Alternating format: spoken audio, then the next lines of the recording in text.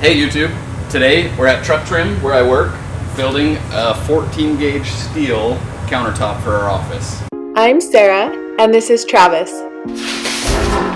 We've moved 7 times in the last 6 years and are currently renovating our 3rd house with our 3 boys and our Old English sheepdog. Follow along as we renovate our house and raise our boys. That's him. Subscribe and join us on our next adventure. It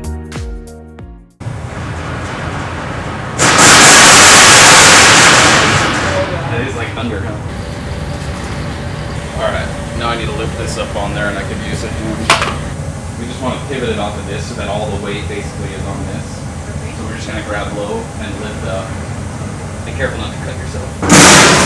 This is so much easier than you thought.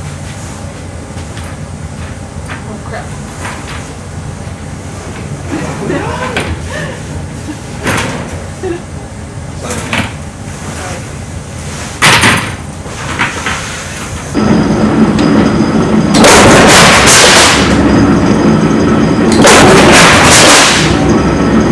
So if you can zoom in on my little picture here. So this is our measurements for the countertop. The most important measurement is this 1.5 inches so that it wraps around the wood top that I have on the countertop. And so I'm just marking these bends right now, and then we'll go bend them.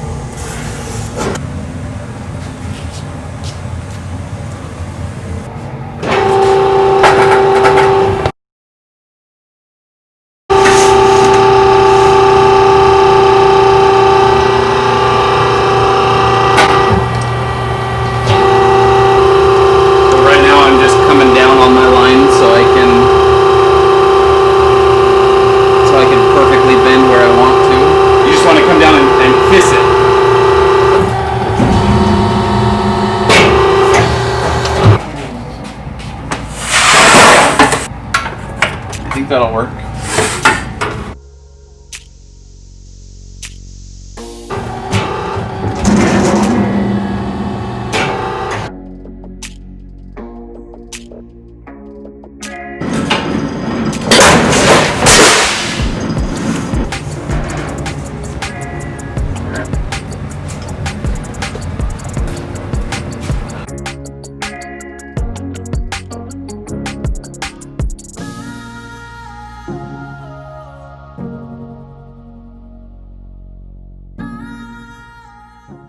Now we're all done with our 3 pieces.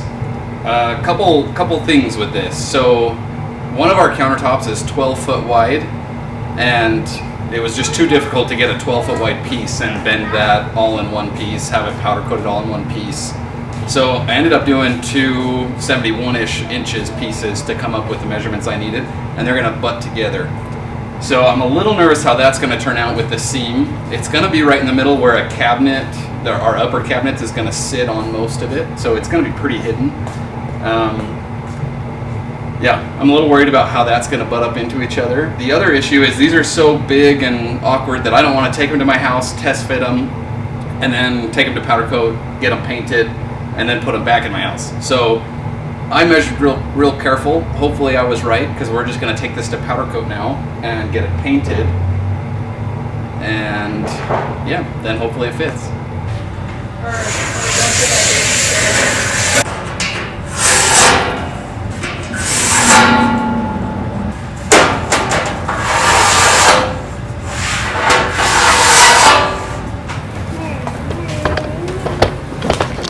Okay. You ready?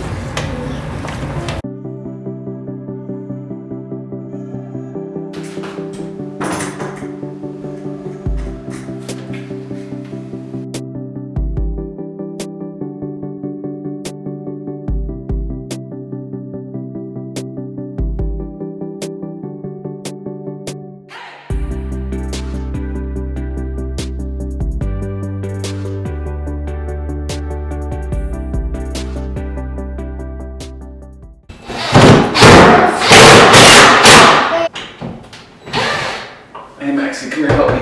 Why? Yeah. Why? Lay down out Okay, here. just go all the way to the corner, all the way to the wall. Okay, stay right there. I need your weight right there. Why?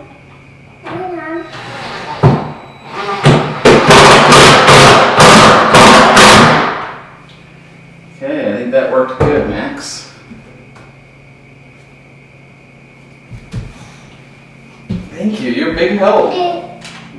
You're a big help. Hey, you're a big help. Okay.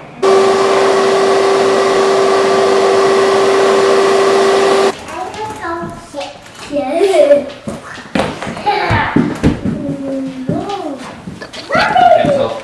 Yeah, it fit perfect. Oh, No, it didn't. is it short? Rubs. Oh shoot. So you're gonna need Like super bad or just like How barely? did that happen? You I got just some measurement off. lift it up. I gotta add another thickness to this. Okay. Do you have it? I don't think so. Of course not. But I somehow bent that too thick. Yeah, I did 1.5 inches. It was supposed to be 1.25 inches. I must have just done the wrong measurement.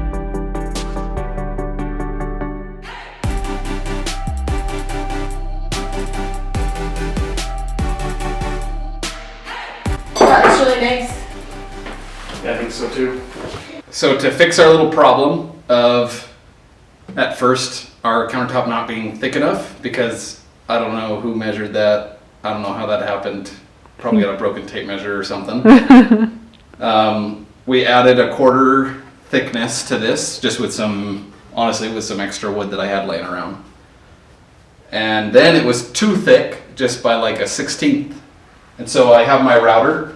I'm just gonna cut 1/8 of an inch by 3/4 of an inch. Plenty of room is what I'm going for here. And that will let my countertop slide right underneath. And you won't even be able to tell once it's all on there. This just added an extra step for us. So I've set this up here, by the way. This is my backstop so that I can get a straight edge.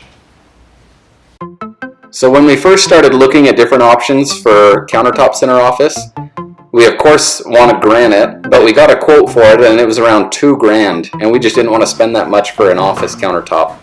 Then we started looking at butcher block, and I was ready to order it from a company on the phone with them, but it was like 3-4 weeks out with everything going on with COVID.